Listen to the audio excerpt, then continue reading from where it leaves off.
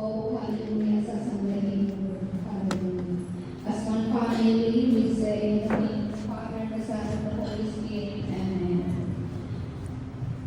Hallelujah, hallelujah. We praise you, Lord. We praise you, Holy Spirit. Hallelujah, hallelujah. Amang banal na pangyarihan sa langit at lupa, muli ko, Panginoon, narito ko kami anak mo. Panginoon, kakaisa, Panginoon, at sumasamba sa iyo, Panginoon. We praise and adore you, O God, for your worthy to praise, O God. Ikaw ang Diyos na buhay, tapat, dakila, Panginoon. Sa lahat, Panginoon, ikaw ang Diyos na aming sinasamba sa Espiritu katotohanan. Ikaw ang Diyos na nagbibigay buhay sa bawat isa sa amin. Ikaw ang Diyos na nagbibigay kagalingan. Ikaw ang Diyos na higit sa sapat. Diyos ni Isaac, Abraham at ni Jacob. Ikaw ang Diyos, the Alpha and the Omega, the first and the last. O God, muli ko, Panginoon, masdan mo ang iyong mga anak, O God. Nananalili ko, Panginoon, nagpupuri. Humihingi, Panginoon, ng kapatawaran sa lahat ng aming mga kasalanan, O God, sa lahat ng aming mga pagkukulang, sa aming kapwa, higit sa lahat sa iyo, Lord, patawarin mo kami. Hugasan, linisin niyong banal na dugo, upang maging kalululog, karapat dapat ko kami magpuri sa iyo bilang Panginoon. Father God in heaven, thank you for your goodness. Thank you, Holy Spirit. Thank you sa lahat, Panginoon, may kinabas namin ng araw na ito. Nang may kami tinigod, Panginoon, ang ikaw ay aming sambahin sa Espiritu katotohanan.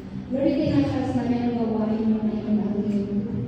Ang mga choir, O Lord God, ang iyong mga mananayo and instrumentalist, O Lord God. Lord, i-bless mo ang kanilang mga tinig, i-bless mo ang kanilang pagigbat at pagtugtog, Panginoon. Ikaw ang kumilos mo ang maghari sa kanila, O Lord God. At Panginoon, pinangkas ko ni Panginoon ang lahat, ang MC, ang lahat ng mga lingkod mo na ginagamit sa usahan ko, O Lord God. Ikaw ang kumilos, ikaw ang mamuna, maghari at patuloy na linisin ang aming mga puso, O Lord God. Lord, at bitisin ang pagkakaisa with faith, love, and unity, O Lord God. Samahan kanila, Panginoon.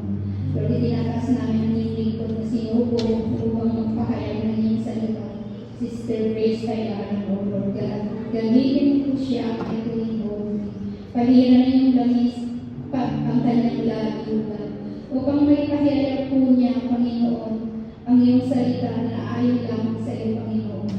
At patuloy na gamitin siya, Panginoon, nang ayon sa iyong kalooban.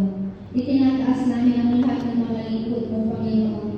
Ang mga volunteer workers, O Lord God, sa iyong tinawag, Panginoon. Lord, give us all the wisdom and knowledge, O Lord God, na magampanan ang mga iniatang mo, ipinatalog mo sa amin ng may katapatan at kababawang loob, O Lord God. At ganoon din po, Panginoon, ang lahat ng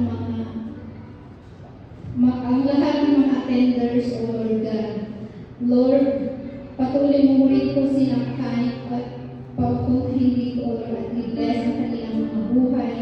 Lahat ng ginagamit mo, Panginoon, i-bless mo ang bawat isa at patuloy na mahusang mamuna at maghari sa bawat isa sa ating mga. Lord, itinakas namin ang lahat, Panginoon, lahat ng aming kahilingan, O Lord God, ay kami ipinagkatiwala sa iyo. Dahil wala ko kami magagawa kung kami hiwalay sa iyo, O Lord God.